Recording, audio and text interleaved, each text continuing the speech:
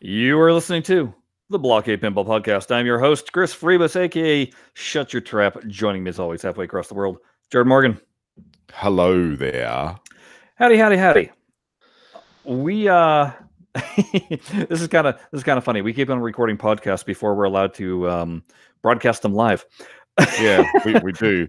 So we're operating in a non-user or non-listener informed bubble at the moment. But this should be the last one because after everything should be in the open. After this, yes, yeah, after this. So there'll be another one probably dropping. I don't know, this week maybe. I don't know. Soon, whenever Zen decide to say yes, let's release this information. Right. And at that point, you'll know what it's all about. So hooray! Yes.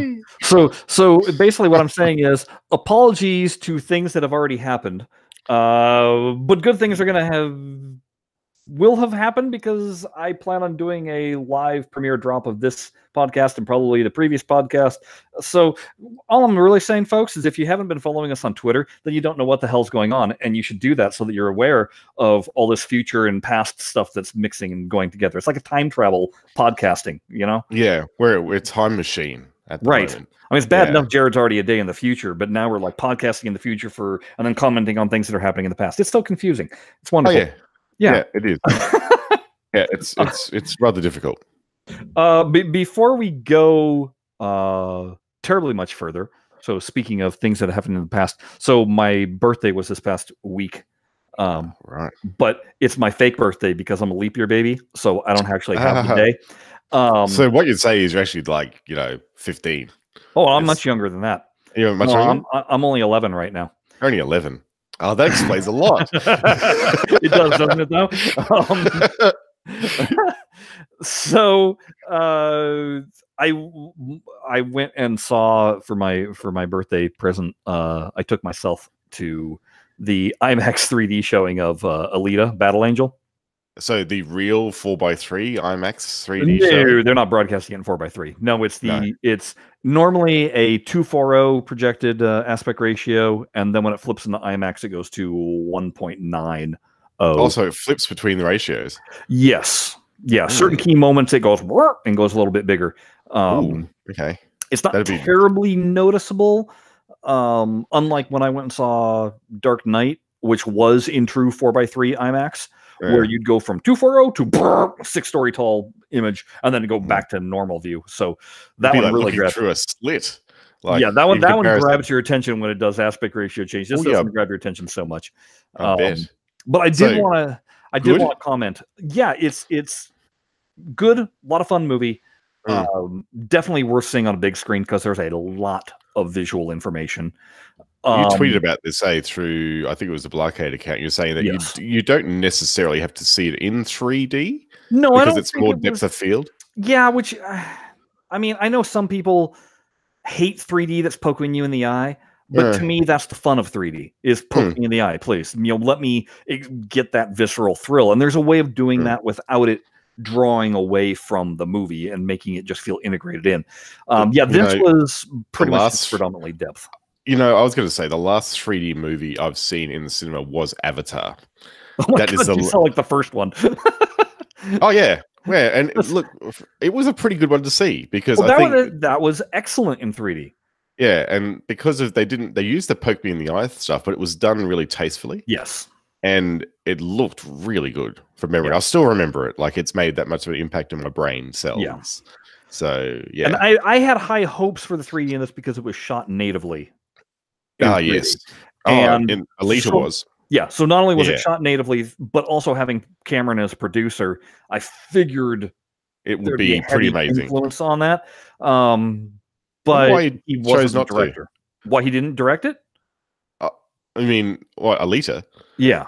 So I was just wondering because it wasn't Cameron who did it, It was It was someone else who took Cameron's Robert idea. Rodriguez is the director. Yeah. See, it should have been Cameron all the way. Yeah, well, then we would never get the other 4 avatars that he's got planned. the different takes on the other Pocahontas. The 4 different Pocahontas spins. Yeah, as I keep on saying, though, you know what? I never saw Pocahontas and I never saw Ferngully. So, hey, it was all new to me. Here's the thing. Here's the kind of 2 of the comments that I came away from this, or 3. One, it's highly entertaining. I really enjoyed it. It was a good movie. Yeah. It didn't blow my socks off, but I was entertained. So that was a positive. Well, that's good. 2, if you suffered through the live action version of Ghost in the Shell, which was just this completely soulless thing, which is also based on an anime, same as which was an excellent anime. Oh, and no, I didn't suffer through it based on your terrible review of it. Well, right, good review of it. Yeah, Ghost in the Shell, both the movies and the TV series are phenomenal. Amazing. Yeah. The live action is completely soulless. It is just paint by numbers. It has no heart or soul in it. It's the Street Fighter. It's the Street Fighter, the movie version of Street Fighter. Yeah. And the reason why I bring it up is not only is there the anime connection, but also you're talking about cyborg bodies, which is a key component of Alita, is this cyborg body thing. Yeah. And cyborg, and it was like cyborg body with just like not uncanny valley stuff, because it's clear that she's an android, right? Like, well, yeah, she has android parts, but the thing is there's other cyborgs in this world where literally the only thing that's remotely realistic is their face. Everything else is just completely robotic and everything. Yeah. But they got what it is to be placed inside of a mechanical body. More than RoboCop did. Well, no, not more than no. You know what? RoboCop really but it's that what is it that makes a human human? And at what point do you cease to be human and instead are just parts? You know what I mean? Right. And that's a huge topic in Ghost in the Shell, just not in the movie. Right, yeah, just never covered in the movie. Yeah. And in this one, they touch upon it. It's not a huge theme of the movie, but it's definitely there, and it's what gives the movie its heart and soul. And so you care about all the cyborgs that are in this movie. You actually have a feeling for them. They're not just, faceless, mindless things to hack and slash and destroy. Right. So that's good, because you need that character. You need that connection. Yeah, that's a good thing. Bad thing, there's so much story that they're trying to cram into this, probably because they knew that getting a sequel would be thin at best. Yeah. So the problem is that there's not a lot of breathing going on with some of these stories that could have been breathed more like. Is it like a sentence that just has a lot of ands as the conjunctions rather than no? But what you get the idea of is that it's a lot of world building, so that the sequel would be phenomenal because you wouldn't have to do any of the world building. Right. But that's why it isn't like, I hate movies that are franchises that aren't. In other words, they desperately want to be a franchise, and so they're all set up and no payoff. This has plenty of payoff, but it does feel very much like a lot of setup also. It just doesn't leave you on a cliffhanger like, oh, don't you want to, it wraps up all the storylines, but obviously leaves plenty of more open. So it sounds like they were hedging their bets. What's that? They were hedging their bets big time. Oh, they absolutely are hedging their bets. Yeah. The other thing that I wanted to mention was, okay, so the first Avatar sequel is going to take place a lot underwater. And they actually were having their actors with the cams that record their faces or whatever underwater doing stuff. I think Cameron said Kate Winslet was the winner of being able to hold her breath for something like 7.5 minutes. 7.5 minutes? Yeah. Wow. Yeah. They ain't messing around, right? So there's an underwater sequence in Alita, and it looks phenomenal. If they did not actually film it underwater, then they have me fooled, because there's so many tells to me that I was real. Like, this looks real, especially when you compare it to Aquaman, which 100% all their underwater stuff was done CG. Yeah. And it looks like CG, and it sounds bad, and it doesn't just... I never bought for a minute that I was underwater. This whole sequence, completely 100% bought it. So my question is, was this done as a proof of concept for Avatar? Mhm. Or was it because it's the same production company, they're both movies are using weighted digital down there in New Zealand? Was it just that they were simultaneously done together and one happened to benefit from the other? Well, if you think that Alita was at the same time, that was on the cards at the same time as Avatar, the first one. Yeah. And Cameron decided not to do it because he didn't have the effects that he wanted to use. He didn't have the computing power to do the CGI. Yeah. It might have been like a drawing board scene underwater, but I don't know if it would have been what you saw on the screen would have actually been what, right back in, what is it, 2002 that Avatar came out? No, but this is I'm talking about for the sequels here. There was no underwater necessarily in the first one. Yeah, right. Oh, sorry. Yeah, in the sequel. In the sequels. Oh, yeah, maybe. The sequels, they've been filming for the past year and a half, I think, all the weighted digital stuff. Yeah. So it would have been going on close to the same time as Alita, but if I had to guess, I would say that they did the Alita footage first because it was a single character underwater.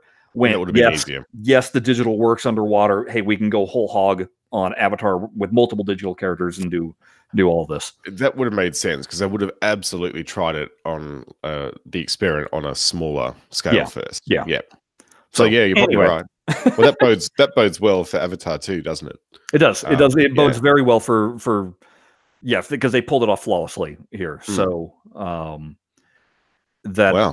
Yeah. So I mean, that sounds good. It's one of these movies that I totally went watching it on probably too much of a technical scale, and so when I watch it again, I'll be able to just enjoy it for what it is. Yeah. I definitely think good. I like those kind of pay for the 3D on that one because it still sounds like it's not like there's some 3D movies that you just don't bother with the 3D because it's just a waste of time. Right. But this one sounds like if you could get the opportunity to see it in 3D, perhaps on like a large format screen, then do spend the money. Yeah. I don't think the IMAX 3D is necessarily needed. Necessary. Yeah. I will say regular 3D. Find a good audio system. Dude, there are some bass rumbles in that are just like, we'll just sell it. Yeah. All right. Okay. Cool. I mean, like size of some of these robots, and when they land on the ground. I mean, the whole theater's like rumbling. So yeah. Yeah. Wow. That sounds awesome. Yeah. Right. So it sounds like that's what I need to go and do. Yeah. Because I'll be looking at it going, I want to see that. We're actually for work. We're going to go and see Captain Marvel in a private screening. Yeah, so we're going to go and see that in a private screening coming up this week, I think. Oh, very nice. That's going to be pretty cool. Yeah. So I'll get my movie action in this week, I think. Yeah, finally. But the rare time that I set foot in a movie cinema that isn't a kids movie. Yeah, exactly. So yeah. Okay, let's table all the movie talk and go straight into some pinball. We got a pinball smorgasbord going on here, folks. All sorts of things to talk about. Let's see, where should we start? Why don't we start with... Let's start with Zaccaria Pinball. Okay. So I got... Because there's a couple of things we got. A couple of things to touch upon. The first we're going to touch upon, they've got a new thing for sale on Steam, and it's the Zaccaria Starter Pack.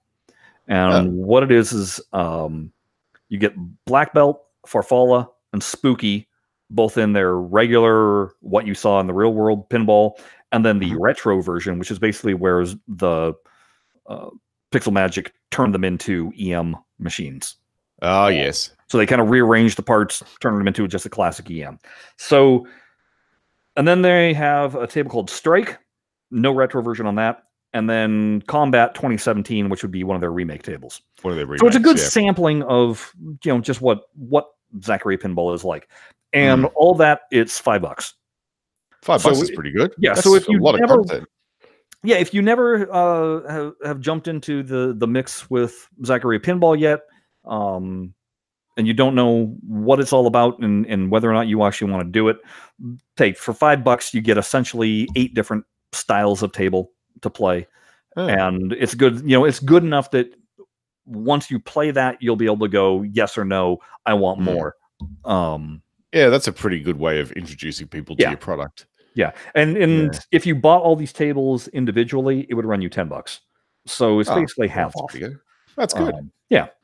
Magic Pixel have always been ones to offer pretty competitive pricing deals in their tables. Like to buy a full membership, or like what they call a membership, but essentially a full unlock, is something to the order of, I think, $50.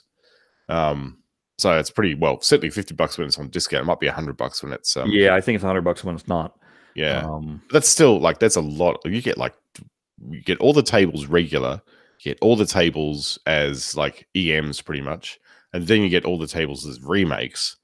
For and what they have remakes, currently. those remakes aren't junk, by the way. Yeah. They're actually really, really good. No, the remakes are quite eye-opening. Yeah, because they're really, the designers have had fun with those remakes. Exactly. Yeah. So that's a pretty good, like for $100. That's like, if you're really into pinball and you really like the Zacharias, that's a good investment. Yeah, but $5 is certainly an easy way of sampling all the different styles that they have available to you. Again, so you'll get exactly what was in the arcades, you'll get the EM versions, and you'll get a remake version. And they're probably their best tables that they've got, including Farfalla, which is the one that got deregistered on Android. So look out for the nipples. Enjoy the nipples. So that was the other area I wanted to touch upon, because I reread the Facebook post that Zacharia had about this. And one of the things to note was they full-on planned to come out with a new version of the app anyway. And when I say new version, I mean like basically the Zen Pinball FX3 version versus Zen Pinball FX2 version. Right. So more or less, you were going to have to rebuy everything anyway. Anyhow, this getting delisted off of Android basically just kind of jumped Google just jumped the gun from what they were going to be having to do anyway. Yes and no, right? Because the thing is that if they were going to delist their app, the problem is that people have paid, in some cases, $40 or $50 for the DLC that's in that app. Now, I have bought games back in 2013, right? They're still up on the Play Store, and I can still download them, access my DLC entitlements, and play them. Yeah. Now, by Magic Pixel, like not deciding to re-upload their game after the breach, which I had a look at the Android and Google Play terms and conditions for app takedowns. And from what I could interpret from the guidelines, they are within their rights to actually reinstate it on Google Play. They're not like blacklisted. Their developer account has not been in disrepute. So they should just be able to remove the nipples and then upload the nipple-free version, and then everyone's happy again. And no one will have to worry about things looking cold.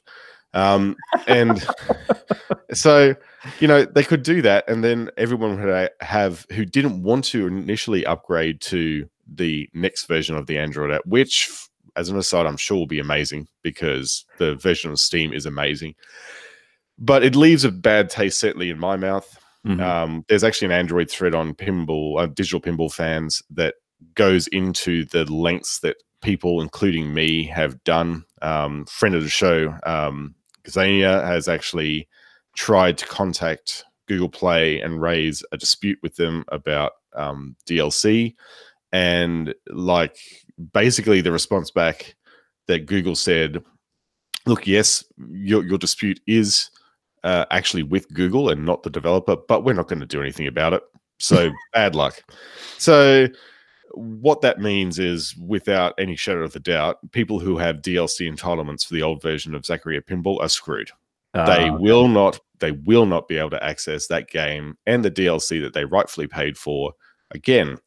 So what you can do in this situation is that you can basically bombard Magic Pixel's mailbox and make their lives hell. If you're an Android customer, and look, and seriously, they've made the decision to do it. They need to live up to that decision. So if you're passionate enough about you losing entitlements to the game, then you contact Magic Pixel support and you make them a little bit uncomfortable.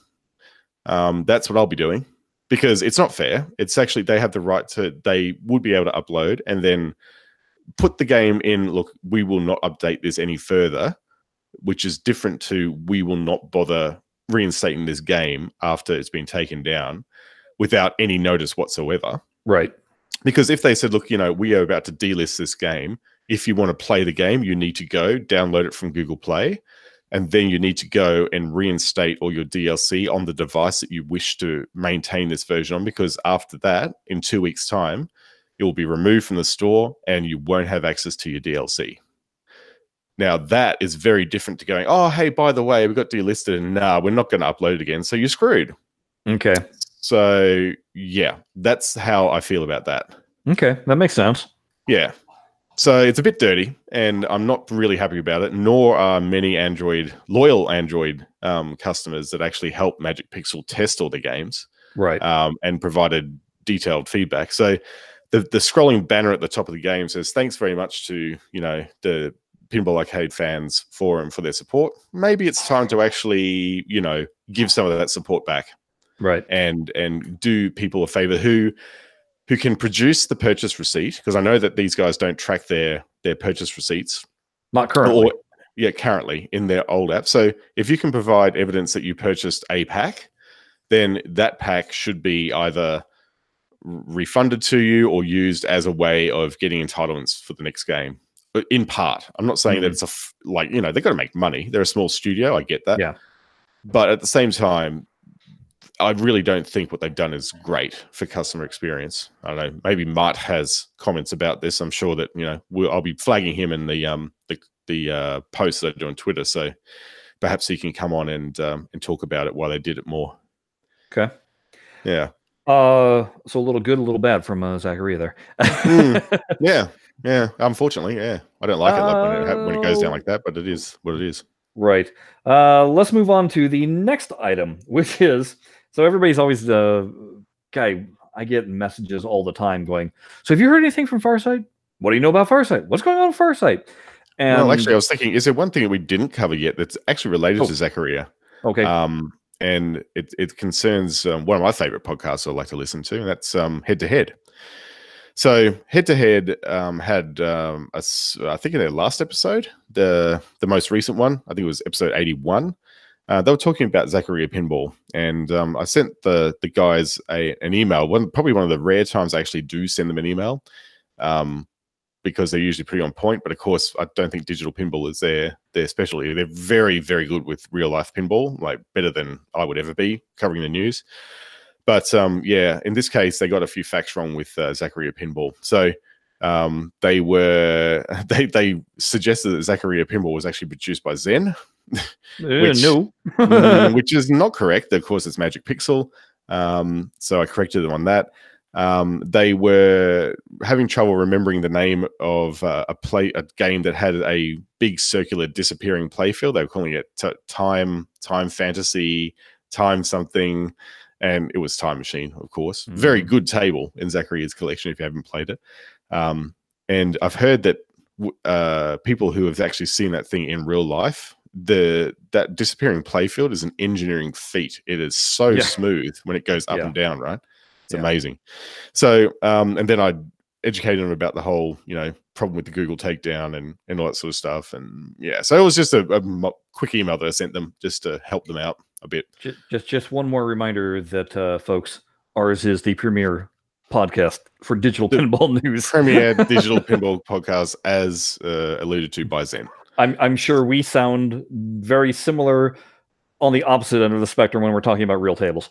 I have no doubt. There's I'll be perfectly honest, and interestingly, Head to Head sort of lifted the veil, a bit of inside baseball of what they do to prepare for a show each week, and it's like they pretty much spend the entire week scouring news sites to get the show together. Right. Which, we do to an extent, but the amount of information that we have to scour is far less than what they would need to try and decompose. Yeah, we're not having to go through 500 pinside messages. Posts. Yeah. I'm very thankful for that. I'm happy for the very niche nature of this podcast, because it makes preparing for it a lot easier. Much easier. Okay. Back to then what I was going to say with Farsight. Back to Farsight. Yeah. So no, the answer is we have not heard diddly from some Farsight. There was somebody had noticed in one of their Twitch streams that Farsight Matt, I think they were asking about tables or whatever, and he wrote on a piece of paper Game of Thrones. And so everybody went, oh, that's what Farsight's working on. And then this week he posted, no, that was just me joking around. So he goes, would love it if we got to do, but yeah. So you can scratch that one off your list as a machine that's coming to the Pinball Arcade. That being said, though, they did just post a picture up on Facebook of Jay and who was the other guy that was in there? Wasn't Barry? Well, Jay Albernati and Bobby King. That's who it was. Standing next to Brian Eddy and George Gomez from Stern. Ah, yes. Who, when we heard about them being in Budapest, we all went, ooh. But clearly, if they're visiting Farsight, there's not so much. If they made the trip up the Wintry Mountain to go and visit Farsight, because it's pretty bad up there at the moment, I've heard. Oh, at the bad, yeah. So, just want to kind of throw that on the speculation fire. And, beyond that, I really don't have any more to speculate with it. But clearly, if they're visiting Farsight, there's still a relationship there with Stern. So, well, let's hope. Well, it'd be great to see. I'm hoping, as far as speculation goes, because this will be good. I'm hoping that they're redoing their engine completely in the downtime they've had. That'd be much needed. How long have they really had since they released Stern Table now on the product? It's been a good 7-8 months, hasn't it? Since they released a Stern product? Well, no, because they had Woe Nelly and Big Buck Hunter. That was in October or November, one of those two. Yeah, but those ones have been in the works for a while. Yes. Like we've known about those for a year before they actually released them. Yeah. So I would think that they had a year essentially to retool. So I'm hoping that they've done something like Zen have done, and they've gone with something like Unity. I'm pretty sure that Zen's using Unity for their mobile offering, because I've seen Unity ads in their mobile offering, which suggests that that's what they're using. So, a retooling and a reimagining of their system. Which, let's be honest, if they're going to be doing the screen tables, the new full LCDs, they're going to need to retool, because there's no way they can do that with their current system. Well, I hope that's the case. That I really do, because they need a shot of I don't know, something to the arm. They got to put out though some kind of a hint, something that they're working on. It's been much too quiet up there, and just saying, "Oh, we're working on stuff," that's not going to cut it for people. Forget about you. They do. Like I look at the Twitch announcements and I go, "What? Why? Why would I want to watch?" Because there's no. It's just playing a game, watching a game. Like the reason why you tune into Twitch before is because they were discussing things about the platform. They were talking about things in the future. There's like just watching a game. Drop some juicy stuff, guys. Otherwise, nope, not interested. I mean, I'm not interested in watching Twitch streams anyhow, but I'm even less interested in watching Twitch streams from Farsight when there's zero news happening in them. Right. Yeah. So anyway, there you go, guys up at Farsight. Just tell us what you're not necessarily what table you're working on or whatever. Just are you working on anything new and exciting for the platform? That the platform is still alive, and you've got big plans. They're just taking.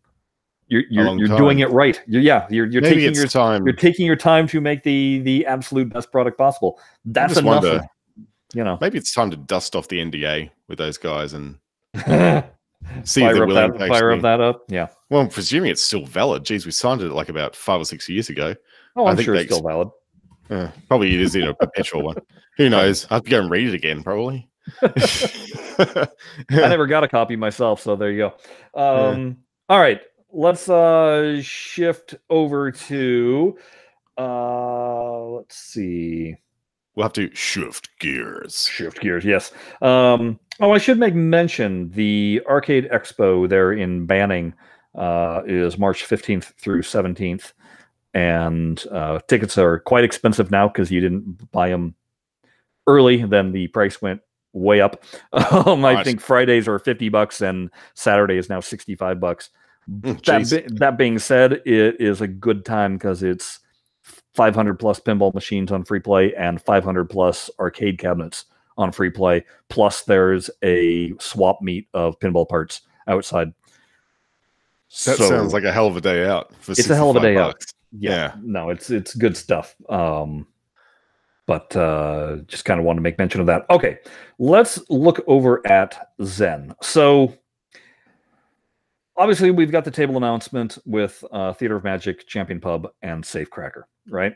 So the question now remains, what's left? So I did a little look-see on the old interwebs here and was looking at what DMDs that are non-licensed are left. And putting together also the information that we have of, hey, if they're going to be releasing a new table pack every 6 to 8 weeks, where does that put us? So and the other thing is, so far, there's that list of table manuals that, yes, it is, Jared. There's God this, for that. there's that stack of table manuals that Zen showed in their video. And so far, because that stack started with Medieval Madness, and then Fishtails, and then Attack from Mars, and then Black Rose. Seeing a pattern here? The next Order of execution list. Right. The next one was Theater of Magic. Now, what shocked everybody was that they were expecting this was coming in twos, and so they expected that Circus Voltaire would be also with Theater of Magic. Obviously, it's not, but maybe that's their next table pack is Circus Voltaire, and then after that is Tales of the Arabian Nights, and capping off with Whitewater. So if we assume that those three each anchor the next packs, this was kind of shocking to me. Here's what's left of DMDs, folks. That Hurricane, are not licensed. That are not licensed. Hurricane, Jackbot, No Good Gophers, Roadshow, Cactus Canyon, and Whodunit. Exactly enough tables to go add 2 per this next group, and that'll take us to August, basically. That's not a lot of non-licensed DMDs. There are 19. That would put us at the 1-year anniversary of the Williams collection, basically. 19 tables. That's all there is of non-licensed DMD. Wow. So they would be done with all the non-licensed within that year. So that would leave you with licensed tables, of which there are 23. Lots. There's 23. They're the ones that everyone wants. Yeah. So obviously there's going to be a shift then in terms of what happens in the program. Are they going to go to System 11? There's 30 of those. Of those System 11s. So, again, are we going to see a shift in what they do with the tables? I can say this because I know things and I've been told things. When licensed tables comes, they are not going to be part of the regular table packs. They will be their own individual, because, and we've gone over this before, where licensors don't want their license mixing with another license. They want all the attention on themselves. Yeah, and that's totally fair enough. Right. Yeah. So when licenses come, they're not going to be part of these volume table packs. They will be their own entity. So again, that means that once we get done with these 19 unlicensed, we've got to be going heavily into the System 11 machines then. Yeah, and if we're going into System 11 machines, I wonder what the Zen mode would look like on those. I wonder if we'll actually get DMD overlays. That's what I'm wondering. I don't see why they wouldn't. It would make perfect sense to just create your own DMD for these. You can play it in classic mode, or you can play it in Zen Enhanced mode, and Zen Enhanced mode happens to have DMD on them. I mean, they've got the artists that do really great DMDs for their Zen originals. So, what have they been doing? I don't know. It'll be very curious. Got a feeling that they're actually the table designers as well that probably do that. But and Deep's been pretty busy doing things. So, but yeah, I've already started. It begs a question. I've already started the campaign on Twitter that is when Zen gets around to doing Cactus Canyon, they need to do Cactus Canyon Continued included. Oh, yes. Q version. So, folks, get on the Twitters and at Pinball FX and Zen Studios and just be like, "I want Cactus Canyon Continued," because we need to squeaky wheel this. Definitely have a chat to Dutchos and get that going, because it would be pretty cool. Well, I mean, it takes a good game and makes it a great game. That's all there is to it. There's nothing wrong with the layout of Bop. Like, it's that's great. what I'm saying. It's a perfectly good, enjoyable table. It's just that it feels not quite fully baked. I mean, there's no two ways about it. Well, it's imbalanced. Like, it's all about the ramp, which is very like classic System 11 gameplay, because it usually is all about a ramp in System 11, or a shot. So yeah, it would be very good to see that in there. I've actually seen someone convert. There's a Twitter account that I follow where somebody is doing up their Brighter Pinball cabinet to the 2.0. Yeah, the 2.0 kit, and wow. The side decals look amazing, like all the cabinet art and everything, because you get like full decal kit in it as well. Oh, okay. Where you can do everything. So you get I think it's a P-Rock, and the side decals, and you got everything you need to retheme it. Basically, I think you might actually get a new speaker panel as well. Okay. I don't know whether you actually get the hardware, or whether you have to supply that yourself. But this person certainly did. The whole hog. So it looks pretty cool. At least they got the actual license to do that, unlike the guys that converted Johnny Mnemonic into the Matrix. Yeah. Because those guys were doing it. They had a full kit ready to go. Oh, they did? Yeah. I thought they were just doing it as a homebrew. They did a homebrew and took it around. And everyone said, I want that. And yeah, people were like, I want that. I want to convert my Johnny Mnemonic into just a full-on Matrix. And so because I mean, it's completely different playfield, art, cabinet, everything. That thing's a complete redo. Yeah. And if I'm not mistaken, it's been a while since I've looked up the information on it, but if I'm not mistaken, yeah, they were gonna start gearing up to actually sell this, and then those pesky licensing issues cropped up. Killed. They often do. They often do crop up. Yeah, this was right around the same time that the Predator fiasco was going on. So I'm sure anybody that was doing that kind of thing got really gun shy real quick. Continuing on the Zen front of things. So there you go. There's your speculation. I did all your speculation for you. I don't know any of this information for 100% what the future tables are. I'm just as in the dark as you all are. But look, there's your writing on the wall clearly they're doing only DMD machines right now, and that's what you have left that aren't licensed. Really... And I didn't include things like Indy 500. I know that's a kind of a soft license. A soft license, yeah. But it's still licensed. They'd still have to talk to someone about it. They couldn't just go, oh, yeah. Right. Yeah.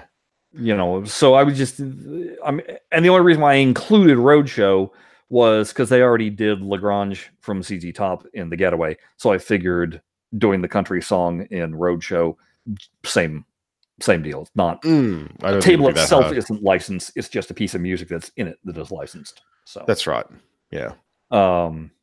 Okay, let's talk about the Williams app, because there's been some things that have come to light, and I'm the first one to say, look, folks, sorry.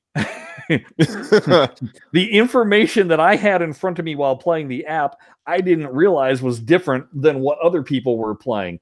This has nothing to do, what I found out, this has nothing to do with me being a beta tester, because when the beta was over, I started from square one again with the app.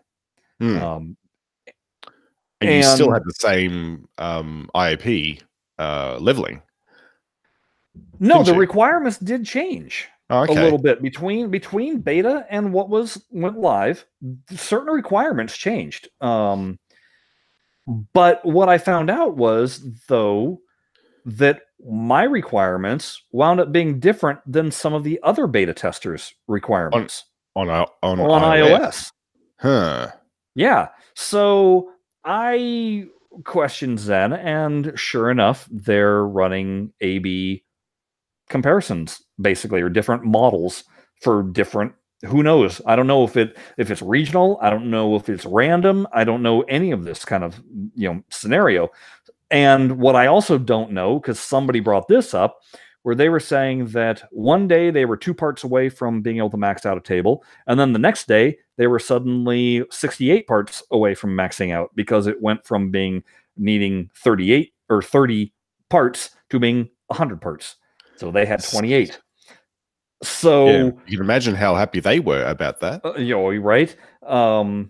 So what I don't know is when this next table pack drops, what my table requirements will be. That'll be very interesting to see if I'm still on the other model or if my model also changed. Well, you would think that when they release a new table pack, they will readjust everyone's buckets. You would think the A/B buckets, because it's an opportunity for them to get fresh data with a fresh cut of the app. Because at the moment, they'd be collecting information for essentially volume 1 and volume 2.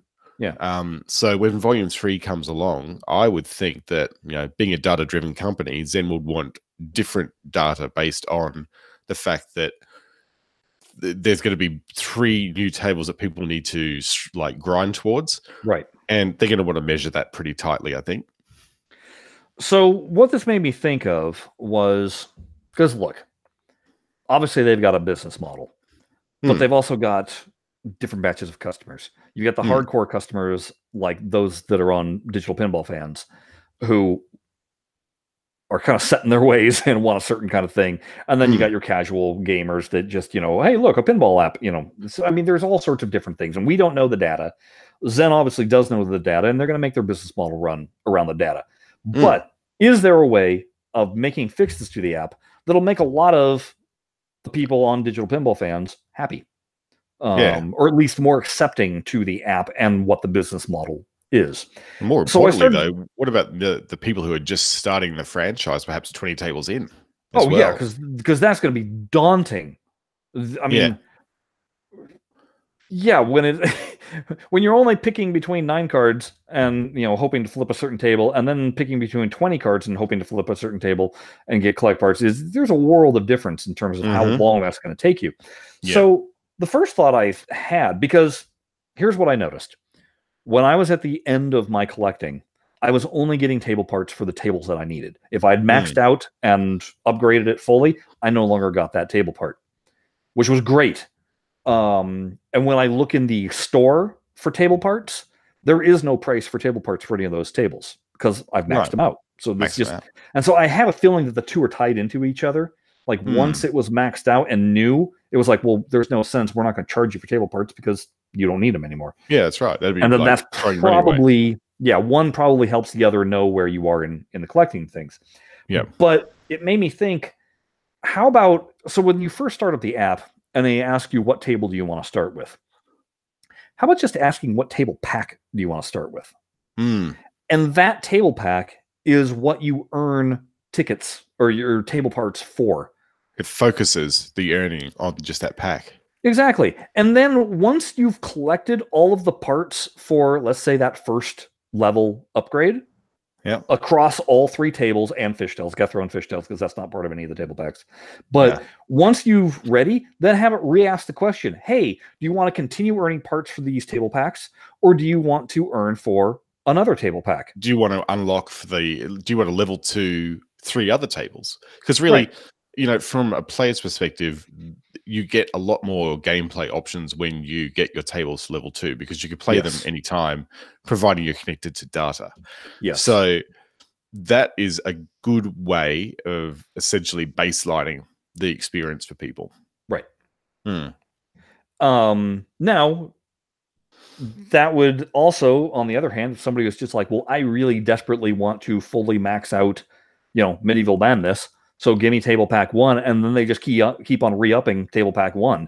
And again, you give them that choice, but have it be that you have to have all 3 of those tables maxed out to that so that you'd be able to max them to the next level, and then you ask that question. Hey, do you I think that's a really good idea. That would solve a lot of the problems with like just scattering the parts far and wide. Exactly. And it gives the people a sense of that they're in control of what their gaming habits are. Yeah, that's right. They get a choice as a consumer what they target first. And, when you're first on board into the app, you do get asked, what table would you like to unlock first? It wouldn't be a big extension to go, what volume would you like to focus on? And list the tables that are in the volume so you know what you're getting. Very easy to do. Yeah.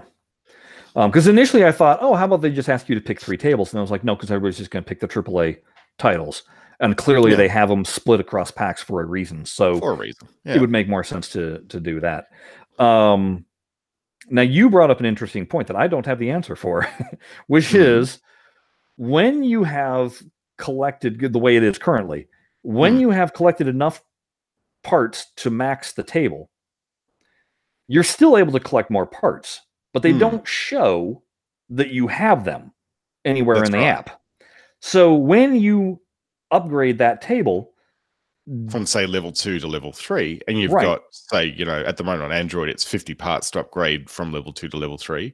When you upgrade to level 3, would you then have the balance of parts that you've collected, I guess, invisibly? Carry over and display as part of your total towards your level 4 unlock. I'd hope so.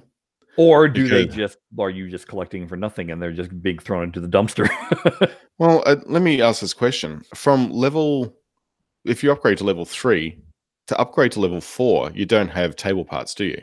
You have coins and tickets? No, you're still needing table parts to upgrade to level 4. It's 100. It's 100 parts. I believe that's what people are saying. Yeah. For me, it was not 100. For me, it was 30.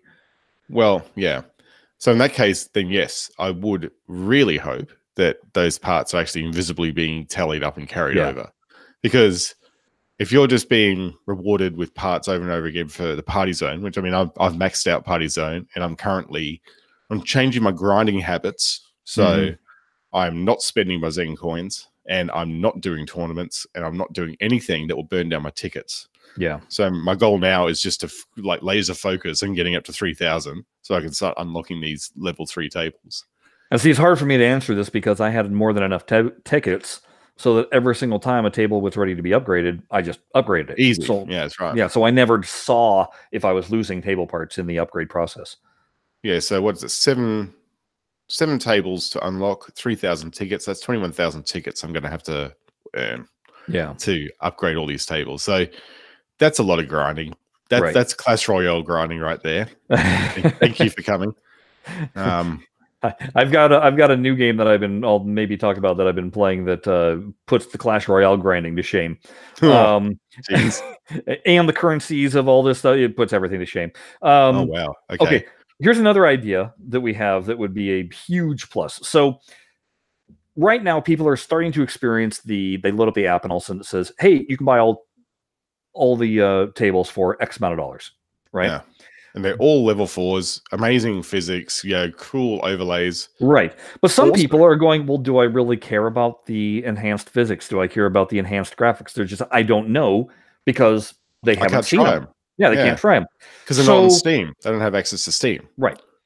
So how about giving people a day or giving people just even a couple of games with the the pro physics?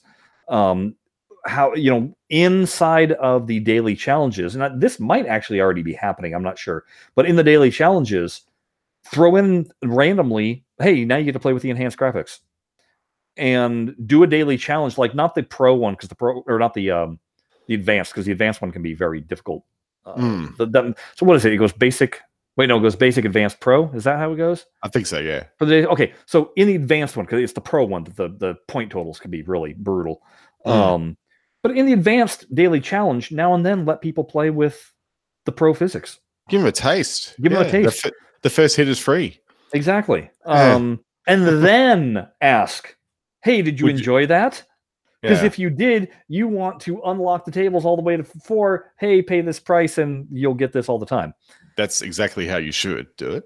Yeah. Yeah. Not just sight unseen. Hey, you want to spend $30 for this product that you may or may not like? It's a big investment for mobile. I mean, $30 on mobile is like, Right. $500 anywhere else. So, it's, yeah. But I mean, you think about the daily challenges. You're already spending tickets or having to watch a video in order to play them regardless. So you are using some of your currency. So give a little bonus in the currency with make it sweet. Yeah, with being able to check out these other enhancements. Because it is true. There's a lot of people that are like, what do I care about this other stuff? And it's like, well, once you play it, well, but how do I know if I'm going to really like it? And yeah, we've said, well, if you've played it on Steam, I've not played it on Steam. I only have mobile. Okay. And, this would have been me. This exactly would have been me before I had access to a computer that was compatible with Steam. I would have been going, well, I don't know if I do. Like, yeah. I mean, I would have probably seen the screenshots and everything that we would have been covering and listening to you talk about it in the Steam. I would have gone, yeah, it's probably worth it. But if you're not like a podcast listener, which I've noticed a fair few people have actually come in that I've never seen before into the forum, so it's definitely grabbing a lot of people. Yeah. Obviously, the Google search is directing them to the threads, and they're joining up, which is great. It's great to have new people in the forum talking about things. So yeah, I mean, these people won't have any of the prior knowledge, so they need some help. I don't know. Do you have any other fixes that you would like to see implemented that would just kind of? Yeah, I think one that was brought up actually originally for iOS would be something that's really kind of needed at the moment, and that is landscape mode. Oh yeah. Yeah, I'm really surprised that it's not a view option. I don't think the phone users, it's such a big deal, but it's a huge deal for tablet users. And I think specifically because of the nudge zones. Well, it's a big deal for the reason why I'm saying that, big phones. But big phone, here's the thing. Here's my phone, here's my thumb down here. I can reach up to a nudge zone. I can still reach it in a single thumb push. On a tablet, that's a whole... I mean, that's a giant... You can't do it. You can't do it on a tablet. So if you're in landscape mode, now you're about the same height as a phone, in portrait. Yeah. And so you're going to be able to do the nudge zones. So yeah, I know that people have been asking for landscape, and I know Zen has been kind of coy about it. We'll see what happens with that, because I think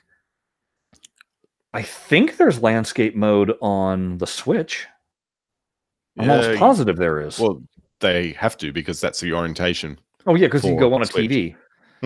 Yeah, and then because they implemented the portrait mode that you can put it on the Switch and use with your flip grip. Yeah, that's right. Yeah. So it's there in Switch. So, yeah, they have the knowledge. They have the power. And I did at one stage, BlahCade, that was just a view option very early on for them. So, that's something that they definitely did right, because they knew that they were actually having this on tablets as well as phones and all that. And, people were going to have troubles with grip. The other thing I'd like to see implemented is more intelligent tilting. So, as a phone user, like even as you were demonstrating before on the YouTube video, like I don't feel comfortable at all taking my thumbs off the flip zone. Honestly, I don't and I never tilt on Android. And that's fine when you're playing the Zen physics, because they're pretty forgiving.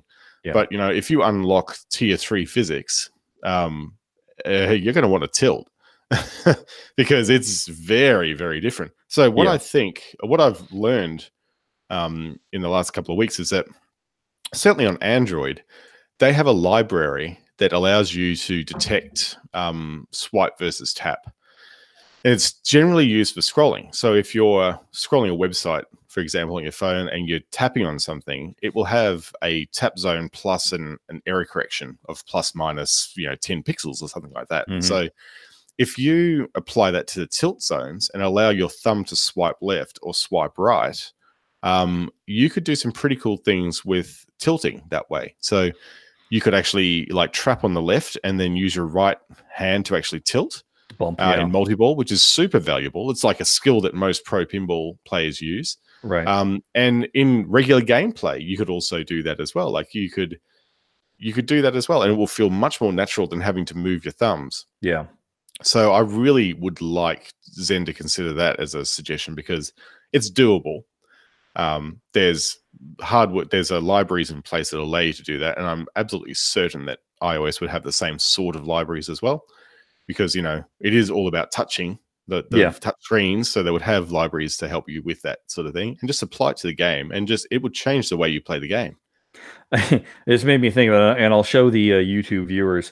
This is how I hold my phone when playing pinball. I interlock my fingers and kind of cradle the bottom of the phone with my pinkies so that my fingers can go.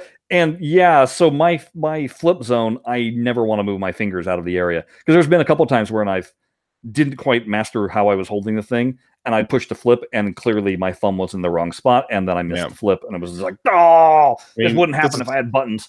This is how I hold mine. So mine's similar, but I sort of like curl my hand. Oh yeah. And then rest it on the little divot in the phone port, and you'll see that I've rested it on the phone port so much that it's got a big bow in it. Because of the port, see, it's got a big bow, because that's where I rest it. It's because it's like a little anchor point. You can do it like that and rest it there, and sort of it feels right. But as you can see, like when you're doing it, it's like really quite sort of hard to just keep your thumbs there. So I often sort of go wide like that. It's hard to do because they're right in front of the boom, but like that. So there's no easy way to do it on Android. So once you're in that position, you don't want to move. Even reaching for the shift gear button in that orientation, in that way of holding, is awkward. Yeah, because I literally have to readjust my grip to get to it. Yeah, and then it needs to be lower. And I know a lot of people have complained about that too. Like the shift controls, they're way too high. And Farsight, albeit had a lot of trouble when they actually allowed you to adjust the position, because it interfered with touch zones, and that was a problem within itself. But that's something that you need to do if you are offering it on mobile, because phones are very tall now, and what feels like 50, I mean, the buttons at the moment are sort of placed around 50% in the horizontal axis, and that may seem fine, but if you've got a large phone like a Pixel 3 or an iPhone X or one of those big phones, that's way too high. Yeah. And let's not even get started on tablets. Yeah. Yeah. Yeah. It always does make me go, well, maybe I should buy one of those BlahCade things, but the BlahCade, I'm not going to put that in my pocket. So then I just kind of like, it's a waste. Yeah. I think they're on Android. You do have some, I think, what is the phone manufacturer that, the controller manufacturer was, Mad Catz? No, it was another one that actually had I think Mad Catz actually have an offering like this, where it actually has a phone holster where you clip your phone into it, and then you got a Bluetooth controller that will hang off it, so you can sort of hold it like that. And that's great in theory, but again, that's not something you just slip in your pocket and take with you. Yeah. And it's what they need to do is make a flip grip for mobile. Yeah. and make it just like all those phone holders that have, like, the stretchy sort of like guides at the side. Right. Make it really slim, and just have it so it's a very slim little trigger or slim button or something like that. Just slim and folds in half. Yeah, that's right. Like one of those folding keyboards. And then that'd be fine. You'd be able to slip that in your bag pretty easily. I mean, I'd carry that with me in my bag. That'd be fine. But a big bulky controller. Made out of wood. It's going to be the next pin cab. Yeah, exactly. Okay. So all of you that are complaining about there's too much currency in the Williams app, which somebody was complaining about the table parts being a currency. It's like, no, those are just collectibles. That's not a currency. You never spend table parts other than to spend it on a particular table. But there's plenty of games that have card collecting or whatever. That's, well, in a way, yes, but they are still required to upgrade a table. So in and of themselves, they are actually a currency. Okay. You still have to buy them with Zen coins. So they are a sub-currency of Zen coins. Just as tickets are a sub-currency of Zen coins. So yeah, it's multi-tiered in every single way. Right. So I've been playing this game called Gems of War, and it's a 3-gem match. type of game. But there was an old game, if you all remember this, it was on the Vita, or not the Vita, it was on the PSP. It was called Puzzle Quest. And Puzzle Quest was phenomenal because it was kind of like RPG / gem matching. Match 3. Yeah. Match 3, because it was you take a turn and then the enemy takes a turn, and you had warriors and they had different classes of magic, and depending on what gems you matched, that would power up their magic, and then once it was fully maxed, you could attack with that instead of attacking with gems. Loads of fun. Very easy. It was very simple to play and everything. So I did some app store searching and found this Gems of War, made by the same people that did Puzzle Quest. And it has a lot of, I can tell clearly somebody used to work at Puzzle Quest that worked on this. Right. Or played the game a lot on PSP and totally copied it. But that being said, it is confusing as hell what to do in terms of all the upgrades. And there are a bazillion characters that you can find. You pick 4 for your team. You can still collect more cards. And if you have more cards, you can apply those to your character to even, you can level them up to, say, level 15, and they're maxed out. But if you have 5 more cards of that, then you can ascend them, and that will allow them to even max even higher. Wow. Okay. But the problem is just based right off the bat, you're talking about probably 50 or 60 different character cards alone. Wow. And now you're continuing to collect these cards. You collect these cards via wars, player versus player battles, quests, all manner of stuff like that. This is just collecting the cards themselves. You have gems, which I haven't really figured out what the currency for that is, but I know it's a currency. You have coins, which is a currency. Both of these are things that you can purchase in the shop, but you can also earn in the game. Yeah. There's also 4 different types of keys that unlock different sorts of games that are within it. Let me guess, the keys take coins and or gems to unlock. I don't even know if they do or not. Probably. There's souls that you can collect that help power up, or that if you want to upgrade any of your troops, you need to use these to upgrade. I'm telling you, there are so many different currency methods. I'm playing this thing. I have no clue what I'm doing half the time, other than just give me to one of these matches. And then I'll get put against a competitor sometimes where I'm like, how the heck did they get their characters to be able to do that? It's like my attack is 7 points. Their attack is 29. I'm like, well, but I've got my character maxed. How did they do that? And the game has next to no tutorial in it. It's like, hey, match 3 and have fun and go, right? And then the little message will be like, you should join a guild. Why? I don't even. So then you join a guild, and there's quests and tasks, and I'm like, I don't even know what any of this stuff does. You need to go online. Probably they have it all online on their support forum, and you need to probably go there and go, hey, so we couldn't fit, because the game is so terribly complex and the IP is so convoluted. There's no way we could onboard you on that in the game. So we're here. Here's the FAQ. It's a very light 100 pages long, and it'll be very easy to read. It does have pictures in it. Well, you know what it reminds me of is it would be like if you were somebody that played Madden or Tiger Woods Golf on the first 2 releases ever of the game, right?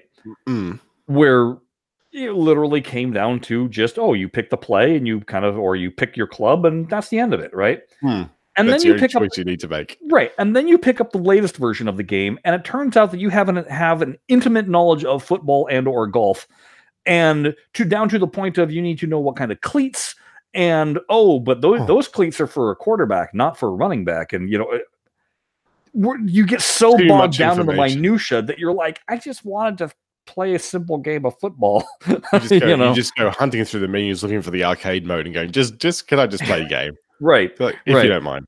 So I kind of suspect that this game might suffer through that, where it's like, because I don't know how long it's been out, But maybe when it first came out, it was relatively simple and easy to figure out. And then they just kept on adding things and adding things and adding things and never explaining things.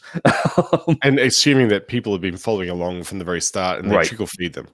And yeah, it's fine. But so yeah, to all of you that are complaining about the currency that is in the Williams app, just download Gems of War for all of 5 minutes. Okay. And just have a look-see in it. And at the end of 5 minutes, if you're still complaining about the currency that's in comparison, then clearly you just have a currency issue and don't like currency at all. But yeah, it's mind-boggling. That sounds horrible. That's definitely one that I will not be downloading at all. Like I said, I was just like, I just want to match gems a little bit, but I don't want to play Bejeweled. That's, because I really liked Puzzle Quest. So yeah. Well, yeah, it's the nature of mobile games now, it is right? the nature of mobile games. But you know what? I'm not paying 1 damn cent for it either. So no. And you get screwed. They're not getting a pick your torture, dime. folks. Pick your torture. Oh, yeah, cut me 1,000 times. I love it. All right. Well, hey, folks. Again for YouTube, look at that. Wearing my BlahCade T-shirt. So, hey, look at me. Not wearing my BlahCade T-shirt. Yeah, you just wearing a regular blue T-shirt. But if you would like to be able to wear a BlahCade T-shirt, you should go check out redbubble.com and give a search for BlahCade. There you will find a whole mix of different styles of shirts and merchandise that you can purchase and have our lovely logo slapped on. A cornucopia of merchandise. In a myriad of colors. Indeed. Also, as we mentioned at the head of the show, be sure to follow us on Twitter. And I state that because, things like when Zen goes on sale on PS4, well, hey, we can retweet that right away. Whereas by the time we record a podcast to mention it and the podcast get released, sale's probably over. So most likely. Yeah. Our Twitter account is used sparingly. So you're not going to get spammed by lots of rubbish. Yeah, we're not a Kardashian posting 40 times a day. No. We're just not that interesting, basically. I'd be surprised if we've had either, but I was gonna say I'd be surprised if we've had 40 tweets in a month. Yeah, I don't think we have. No, I don't think so either. I don't think so. But anyway, that's at BlahCade, or you can follow myself and Jared. Jared is at Jared Morgs. I am at Shut Your Traps. And we're both on Instagrams as well. The show does not have an Instagram. No, and my Instagram I barely touch, so I'm not much of an Instagrammer. Sorry, folks. And I do, because it cross-posts to Twitter. It means I don't have to do another thing because I'm lazy. So you do it in Instagram, and it automatically goes to Twitter. You don't have to think about it. Yeah. Easy. What else? Oh, hey, why don't you go check out the website? It is BlahCadePinball.com/episodes. There you will find all of our past shows, as well as the show notes and links and whatever else we decide to post up on there. And if you really feel like it, you can drop us an email at blahblahblahcade@gmail.com. All right. Yeah, so next time we do a podcast, we'll be able to actually do it live with an audience. Do it now. Do it live. Yeah. So until then, folks, thanks for listening, and we'll see you next time. Bye-bye. Sayonara.